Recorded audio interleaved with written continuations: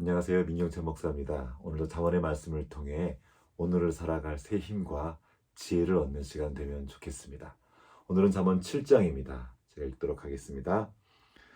내 아들아, 내 말을 지키며 내 계명을 간직하라. 내 계명을 지켜 살며 내 법을 내 눈동자처럼 지키라. 이것을 내 손가락에 매며 이것을 내 마음판에 새기라. 지혜에게 너는 내 누이라 하며 명철에게 너는 내 친족이라 하라. 그리하면 이것이 너를 지켜서 음녀에게 말로 호리는 이방 여인에게 빠지지 않게 하리라. 내가 내 집 들창으로 살창으로 내다보다가 어리석은 자 중에 젊은이 가운데 한 지혜 없는 자를 보았노라. 그가 거리를 지나 음녀의 골목 모퉁이로 가까이 하여 그의 집 쪽으로 가는데 저물 때, 황혼 때, 깊은 밤 흑암 중에라. 그때에 기생의 옷을 입은 간교한 여인이 그를 맞으니 이 여인은 떠들며 완악하며 그의 발이 집에 머물지 아니하며 어떤 때에는 거리, 어떤 때에는 광장, 또 모퉁이마다 서서 사람을 기다리는 자라. 그 여인이 그를 붙잡고 그에게 입맞추며 부끄러움을 모르는 얼굴로 그에게 말하되 내가 화목제를 드려 서운한 것을 오늘 갚았노라. 이러므로 내가 너를 맞으려고 나와 내 얼굴을 찾다가 너를 만났노라. 내 침상에는 요와 애굽의 문이 있는 이불을 폈고 모략과 침향과 계피를 뿌렸노라. 오라, 우리가 아침까지 흡족하게 서로 사랑하며 사랑함으로 희락하자. 남편은 집을 떠나 먼 길을 갔는데 은주머니를 가졌은즉 보름날에나 집에 돌아오리라 하여 여러 가지 고운 말로 유혹하며 입술에 호리는 말로 꿰므로 젊은이가 곧 그를 따랐으니 소가 도수장으로 가는 것 같고 미련한 자가 벌을 받으려고 쇠사슬에 매이러 가는 것과 같도다. 필경은 화살이 그 간을 뚫게 되리라. 새가 빨리 그물로 들어가되 그의 생명을 잃어버릴 줄을 알지 못함과 같으니라. 이제 내 아들들아, 내 말을 듣고 내 입의 말에 주의하라. 내 마음이 음료의 길로 치우치지 말며 그 길에 미혹되지 말지어다. 대저 그가 많은 사람을 상하여 엎드려지게 하였나니 그에게 죽은 자가 허다하니라. 그의 집은 수월의 길이라 사망의 방으로 내려가느니라. 아멘. 오늘은 그에게 죽은 자가 허다하니라 라는 제목으로 말씀을 나누겠습니다. 먼저 잠언 7장 25절과 26절 말씀을 읽겠습니다. 내 마음이 음료의 길로 치우치지 말며 그 길에 미혹되지 말지어다. 대저 그가 많은 사람을 상하여 엎드러지게 하였나니 그에게 죽은 자가 허다하니라. 음료는 멀리 있지 않습니다. 우리가 마땅히 걸어야 할 길에서 멀어지게 하는 모든 것이 음료일 수 있습니다. 각 사람마다 약한 부분이 있는데요. 음료는 그 약한 곳을 집중적으로 공략합니다. 누군가에겐 성적인 유혹이 음료일 수 있습니다. 그러나 어떤 사람에겐 쇼핑이나 SNS가, 어떤 사람에겐 드라마나 웹소설이, 또 어떤 사람에겐 술과 마약이 음료일 수도 있습니다. 어린아이들에겐 게임이나 유튜브가 음료일 수도 있습니다. 이런 음료들로 인해서 인생을 망치고 죽은 자가 허다합니다.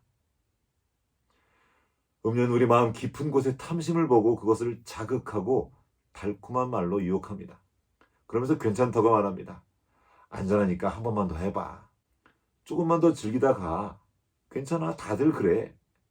이런 말들로 우리를 꼬십니다. 많은 사람들이 알고도 이 유혹에 넘어갔습니다. 잠시 그것을 즐겼지만 그 결과는 참혹합니다. 잠언 7장 23절 말씀입니다. 필경은 화살이 그 간을 뚫게 되리라. 새가 빨리 그물로 들어가되 그의 생명을 잃어버릴 줄 알지 못함과 같으니라. 사냥꾼이 사냥을 할 때 자기가 잡으려는 동물이 좋아하는 것으로 미끼를 삼습니다. 내가 좋아하는 그것은 나를 잡기 위해 사냥꾼이 가져다 둔 미끼일 수 있습니다. 맹목적으로 자기가 좋아하는 것을 따라가다간 사냥꾼이 놓은 덫에 걸리기 쉽습니다. 탐심의 눈이 멀면 사냥꾼이 작정하고 쳐놓은 덫을 분별하는 것이 사실상 불가능합니다. 그럼 어떻게 하면 그 미끼를 분별하고 유혹을 이길 수 있을까요? 잠언 7장의 앞부분의 말씀을 읽겠습니다. 내 아들아, 내 말을 지키며 내 계명을 간직하라. 내 계명을 지켜 살며 내 법을 내 눈동자처럼 지키라. 이것을 내 손가락에 매며 이것을 내 마음판에 새기라. 그리하면 이것이 너를 지켜서 음녀에게 말로 호리는 이방 여인에게 빠지지 않게 하리라. 여기 보면 내 법을 내 눈동자처럼 지키라는 표현이 나옵니다. 눈동자는 정말 민감하죠. 그래서 작은 먼지만 하나 들어가려고 해도 눈꺼풀이 반사적으로 눈동자를 덮습니다. 눈동자처럼 지킨다는 것은 이렇게 거의 반사적으로 지키는 것입니다. 주님의 말씀이 우리 안에 가득하게 되면 그 주님의 말씀이 생명이 되어서 생명의 반응으로 우리를 지켜주는 것입니다. 세상의 수많은 유혹을 자신의 힘과 지혜로 이겨낼 수 있다고 생각하는 것 자체가 미련하고 어리석은 일입니다. 음료를 통한 사탄의 유혹은 결코 만만치 않습니다. 우리의 성향과 성격을 다 파악하고 속이기로 작정을 하고 유혹하기 때문입니다. 그래서 우리가 말씀을 따르고자 할 때 먼저 해야 될 것이 있습니다. 마가복음 16장 24절 말씀입니다. 이 예수께서 제자들에게 이르시되 누구든지 나를 따르려거든 자기를 부인하고 자기 십자가를 지고 나를 따를 것이니라. 말씀이신 주님을 따라가려거든 먼저 자기를 부인해야 합니다. 우리가 말씀보다 자신의 느낌과 생각 그리고 눈앞에 있는 상황을 더 크게 여길 때 사단은 우리를 마음껏 속이며 농락할 수 있게 됩니다. 사탄은 이미 우리 마음의 성향을 완벽하게 파악하고 있기 때문입니다. 하지만 우리가 자기를 부인하고 말씀을 따를 때 사단은 당황하게 됩니다. 우리가 매뉴얼과 다르게 움직이기 때문이죠. 이상하다, 이쯤 되면 넘어와야 하는데, 그러나 우리가 넘어가지 않습니다. 왜죠? 우리가 자기의 마음이 아니라 말씀을 따르기 때문입니다. 사실은 우리가 말씀을 지키는 것이 아니라 말씀이 우리를 지켜주시는 것입니다. 우리가 자기를 부인하고 자기 십자가를 지고 아버지의 말씀의 길을 따라갈 때 사탄의 유혹과 거짓으로부터 벗어나게 되는 것입니다. 오늘도 자기 마음의 느낌이 아니라 우리 아버지 하나님의 말씀을 붙잡기 원합니다.